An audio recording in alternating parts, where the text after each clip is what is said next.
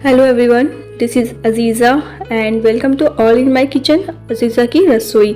आज मैं आप सबके सामने लेकर के आई हूँ सेहत का खजाना नट्स लड्डू। ये एक बहुत ज़्यादा हेल्दी और प्रोटीन लड्डू है जो आप सुबह खाएं या शाम सिर्फ एक लड्डू आपको सेहतमंद और तंदुरुस्ती देता है।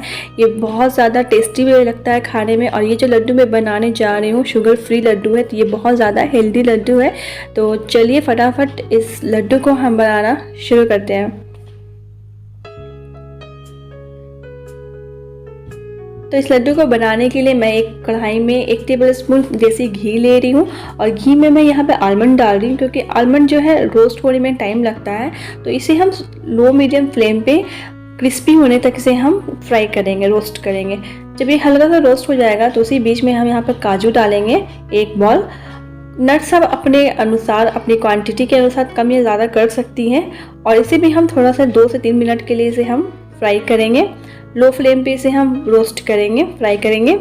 और इसके अच्छी तरह से इसे फ्राई करने के बाद फिर इसमें हम वॉलनट डालेंगे ताकि ये अच्छी तरह से क्रिस्पी होकर के इसका जो कलर है वो चेंज हो जाए, गोल्डन कलर में आ जाए। तो और यहाँ पे मैं पिस्ता डाल रही हूँ। और ये सब सारे नट्स को डाल करके हम अच्छी तरह से इसे गोल्डन कलर में आने तक इसे फ्राई करेंगे। बस सब सारा हम लो फ्लेम पे करेंगे, किसी को भी हम तेज़ आंच में नहीं करेंगे, नहीं तो ये जल जाएगा। और इसे फ्राई करने के बाद फिर हम इसे निकाल लेंगे। फिर उसी पैन में हम यहाँ पे वाटरमेलन सीड ले रहे हैं और फ्लैक्स सीड ले रहे हैं। ये हमारे सेहत के लिए बहुत अच्छा होता है। ये बालों के लिए भी अच्छी होती है, फेस के लिए बहुत अच्छा होता है। जब ये चटकने लग जाएगी इसका मतलब कि ये फ्राई हो चुका है, रोस्ट हो चुका है। फिर इसे भी हम अच्छी तरह से निकाल लेंगे। और इसे निकालने के बाद फिर से हम 1 टेबलस्पून घी डालेंगे। और घी डालने के बाद में हम गोंद डालेंगे। गोंद जो है ये हमारे लिए बहुत ज़्यादा हेल्दी रहता है। और ठंड के मौसम में ये बहुत ज़्यादा ये हमारे लिए हेल्दी और इम्यूनिटी बूस्टर है और बहुत ज़्यादा ये हमें ताकत देता है। तो इस तरह से जब ये इसको भी हम लो फ्लेम पे ही फ्राई करेंगे। जब ये फ्राई हो जाएगा तो इस तरह से क्रिस्पी हो जाएगा तो फिर इसे भी हम अच्छी तरह से निकाल लेंगे।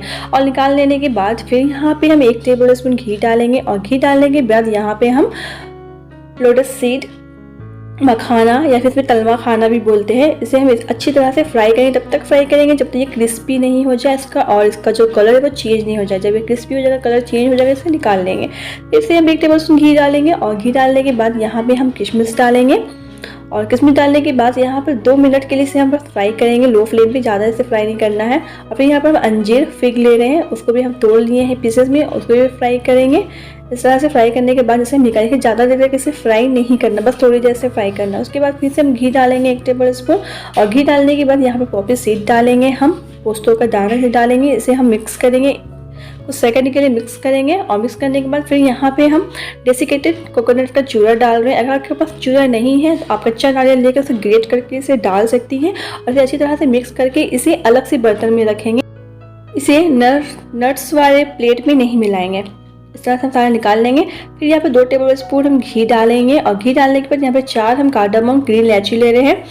और उसके बाद यहाँ पर मैं डेट्स, खजूर ले रही हूँ। खजूर को मैं छोटे छोटे पीसेस में काट ली हूँ। और इसे काटने के बाद बस 2 मिनट के लिए इसे हम चलाएंगे, ज़्यादा देर से फ्राई नहीं करेंगे, नहीं तो उसका जो टेस्ट है वो ख़राब हो जाता है। और इसे फ्राई करने के बाद इसे हम निकाल लेंगे। और निकालने के बाद जितना भी इंग्रेडिएंट है, जितना भी नट्स है, उसे हम अच्छी तरह से मिक्स कर लेंगे। और मिक्स करने के बाद एक जार ले करके इसे हम दरदरा इसे हम पीस लेंगे। जार में इस तरह से सारे नट्स को डाल लेंगे, थोड़ा थोड़ा करके डालेंगे।